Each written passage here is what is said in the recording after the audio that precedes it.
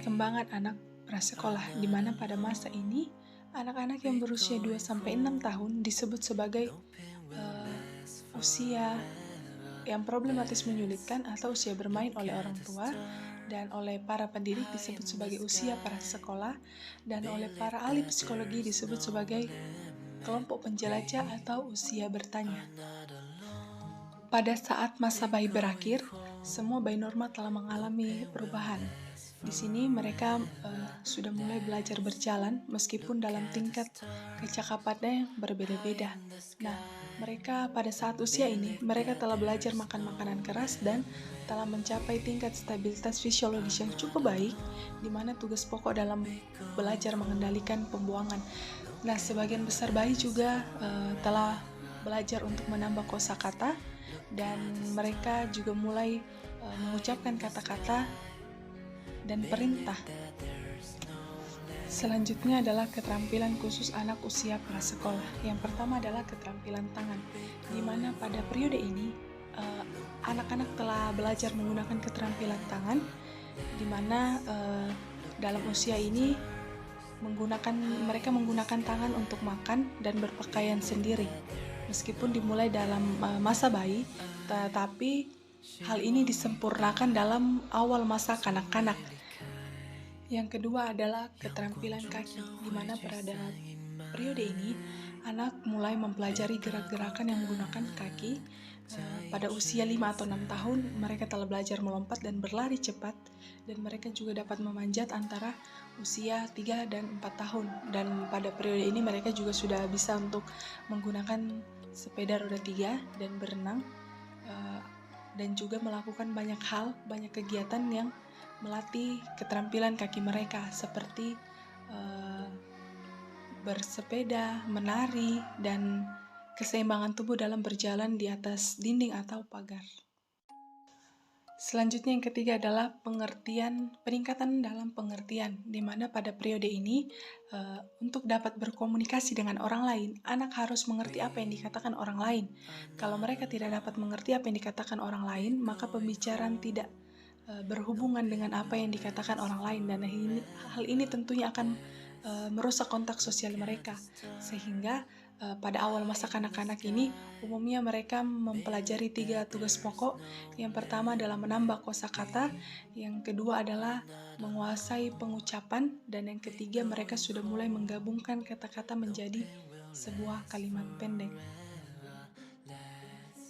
Nah, dalam menguasai 3 tugas pokok ini, anak perlu untuk dibimbing, anak-anak perlu untuk bantuan orang tua, karena di sini peran orang tua lah yang paling utama dalam berbicara dengan anak, karena orang tua mereka lebih banyak mempunyai waktu luang bersama dengan keluarga, dan juga peranan para ibu mereka mengerti pentingnya memberikan kesempatan berbicara kepada anak dan mendorong anak melakukan kegiatan lainnya.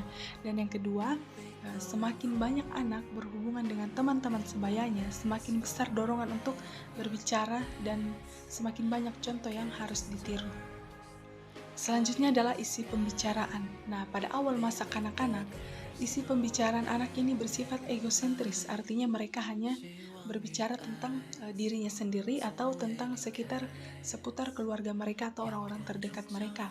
Nah, pada menjelang awal masa anak-anak ini, mereka sudah mulai berbicara dalam hubungan sosial, artinya mereka sudah mulai berbicara tentang teman-temannya atau tentang orang-orang yang ada di sekitarnya atau orang-orang yang mereka jumpai. Selanjutnya adalah jumlah bicara, di mana pada awal masa anak-anak mereka terkenal sebagai Mas A, tukang ngobrol, karena sekali anak-anak dapat berbicara dengan mudah, ia tak putus-putusnya untuk terus mengoceh, untuk terus berbicara. Sebaliknya juga anak-anak yang relatif diam, mereka tergolong menjadi anak yang pendiam. Selanjutnya, poin kedua adalah emosi yang umum pada awal masa anak-anak. Poin pertama adalah amarah, di mana penyebab amarah yang paling umum pada periode ini adalah disebabkan karena tidak tercapainya suatu keinginan mereka, atau mereka mendapat serangan yang hebat dari anak lain, di mana ledakan amarah ini ditandai dengan adanya teriakan, mereka juga mengeluarkan amarah mereka dengan cara bahkan sampai memukul. Poin ketiga adalah cemburu. Nah, di sini anak menjadi cemburu bila ia mengira bahwa minat dan perhatian orang tua beralih kepada orang lain. Biasanya ketika ada adik yang baru lahir, nah anak lebih mudah dapat mengungkapkan cemburuan mereka secara terbuka atau menunjukkan kembali cara mereka berperilaku seperti anak kecil, misalnya mengompol atau pura-pura sakit atau menjadi nakal. Dan ini perilaku ini semua bertujuan agar mereka memperoleh perhatian dari orang tua mereka. Selanjutnya adalah rasa ingin tahu. Nah, anak mempunyai rasa ingin tahu terhadap hal-hal yang baru dilihatnya, juga mengenai tubuhnya sendiri atau bahkan tubuh orang lain. Nah, reaksi pertama adalah dalam bentuk penjelajahan sensomotorik, kemudian sebagai akibat dari tekanan sosial dan hukuman, ia bereaksi dengan bertanya-tanya. Selanjutnya adalah sedih. Nah, anak-anak merasa sedih karena kehilangan segala sesuatu yang mereka cintai atau yang dianggap penting bagi dirinya. Apakah itu orang tua, binatang, atau benda yang mereka kasihi, benda mati seperti mainan. Nah, sejarah khas anak mengungkapkan kesedihannya ini dengan menangis dan dengan kehilangan minat terhadap kegiatan normalnya seperti makan. Nah, selanjutnya adalah kasih sayang. Anak-anak belajar mencintai orang atau binatang atau benda yang dikasihinya ini. Nah, hal ini diwujudkan dalam tindakan fisik seperti memeluk, menepuk, dan atau mencium objek yang mereka kasihi. Selanjutnya, pola sosial dan pola tidak sosial pada perkembangan anak masa prasekolah. Yang pertama adalah meniru. Nah, agar sama dengan kelompok atau seseorang yang dikagumi, anak biasanya meniru sikap dan perilaku orang yang sangat ia kagumi. Misalnya ketika melihat seseorang menggunakan lipstik. Nah, biasa anak juga menunjukkan reaksinya untuk menggunakan lipstik seperti orang yang ia kagumi. Dan yang kedua adalah persaingan. Nah, keinginan untuk mengungguli dan mengalahkan orang lain sudah tampak pada usia 4 tahun. Nah, ini dimulai dari rumah dan kemudian berkembang dalam bermain dengan anak ketika mereka berada di luar rumah. Selanjutnya adalah simpati. Nah, karena simpati ini membutuhkan pengertian tentang perasaan dan emosi orang lain, maka hal ini biasanya timbul ketika anak berusia sebelum 3 tahun. Semakin banyak kontak bermain, maka semakin cepat simpati mereka akan berkembang. Selanjutnya adalah empati. Nah, seperti halnya simpati, empati juga membutuhkan pengertian tentang perasaan dan emosi orang lain. Tetapi di samping itu juga membutuhkan kemampuan untuk membayangkan diri sendiri di tempat orang lain. Hanya sedikit anak yang melakukan hal ini sampai awal masa kanak-kanak mereka berakhir. Tidak sosial. Yang pertama adalah agresif. Perilaku agresif meningkat antara usia 2 dan 4 tahun. Kemudian titik serangan mereka ini mulai diganti dengan serangan-serangan verbal dalam bentuk misalnya mereka memaki-maki atau mulai menyalahkan orang lain.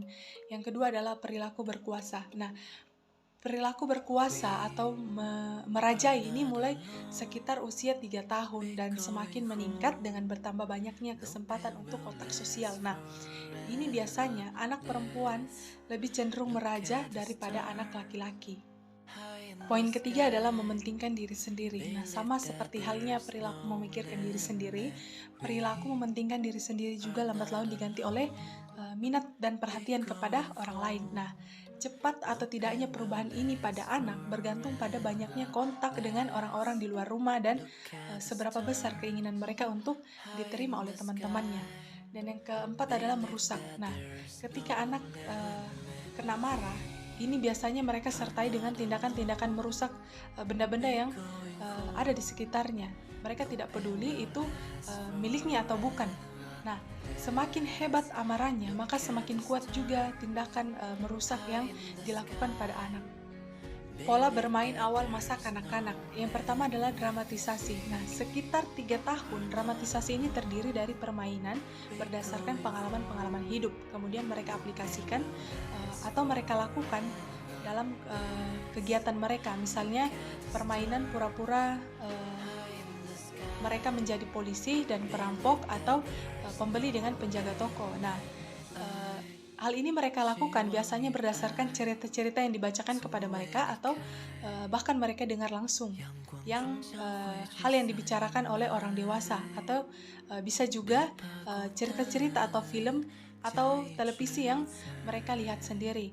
Dan yang kedua adalah konstruksi. Nah, di sini yang kedua adalah konstruksi. Nah, di sini pada periode ini anak-anak mulai melakukan kreasi dengan misalnya mereka menggunakan pasir, lumpur atau tanah liat atau manik-manik, dan mereka kreasikan untuk menjadi permainan mereka. Nah, sebagian besar konstruksi ini dibuat merupakan turunan dari apa yang mereka lihat dalam kehidupan mereka sehari-hari atau apa yang mereka tonton dalam layar televisi. Sebagai contoh, seorang anak yang membuat bola-bola dari tanah liat untuk sebagai permainan mereka. Nah, dalam tahun keempat, anak mulai menyukai permainan-permainan yang dilakukan bersama-sama dengan teman sebaya mereka daripada bermain dengan orang-orang dewasa. Nah, pipik permainan ini dapat terdiri dari beberapa pemain dan melibatkan beberapa peraturan. Nah, di sini anak-anak senang dibacakan dan melihat gambar-gambar dari buku yang sangat menarik, misalnya seperti dongeng-dongeng, nyanyian anak-anak, atau cerita-cerita tentang hewan dan kejadian sehari-hari. Dan yang kelima adalah film dan televisi. Pada periode ini, anak-anak lebih senang menonton film kartun atau film tentang binatang atau film rumah tentang anggota-anggota keluarga, dan ia juga senang sekali untuk melihat acara anak-anak yang lebih besar dan juga acara untuk anak-anak prasekolah. Adalah kategori konsep umum yang berkembang selama masa awal anak-anak. Yang pertama adalah kematian. Anak-anak cenderung menghubungkan kematian dengan sesuatu yang pergi, tetapi biasanya tidak dapat dimengerti apa makna kematian. Sebagai contoh dari konsep kematian ini, dulu saya mempunyai anak tetangga, saya melihat dia, adiknya ini sudah meninggal, dan ia melihat secara langsung kondisi adiknya. Tetapi ketika orang-orang bertanya, kemana adikmu? Dia dengan spontan menjawab bahwa tidur. Karena memang pada faktanya ia melihat bahwa memang adiknya sedang tidur, padahal adiknya ini sudah meninggal. Selanjutnya adalah fungsi tubuh. Nah, anak-anak sebagai kelompok mempunyai konsep mengenal fungsi tubuh dan kelahiran yang kurang tepat. Hal ini berlaku sampai anak-anak nanti masuk sekolah, dan pada saatnya kesalahan konsep yang mereka punya ini akan diperbaiki melalui pelajaran-pelajaran tentang mengenal kesehatan dalam pendidikan jasmani.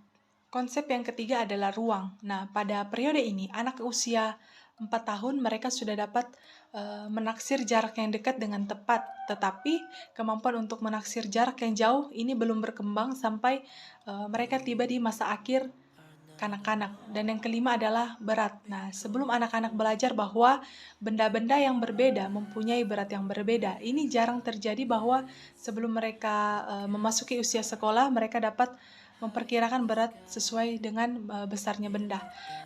Yang keenam adalah waktu. Nah, di sini anak-anak belum mengerti tentang lamanya waktu. Misalnya, berapa lamanya 1 jam. Mereka juga belum bisa memperkirakan kegiatan-kegiatan yang mereka lakukan selama 1 jam. Nah, kebanyakan anak usia 4 tahun ini, 4 atau 5 tahun ini, mereka mengerti tentang hari-hari dalam 1 minggu. Dan usia 6 tahun, mereka baru mengerti bulan, tahun, dan musim. Demikianlah pemaparan materi tentang perkembangan anak masa prasekolah. Kurang lebihnya mohon dimaafkan. Tuhan Yesus memberkati.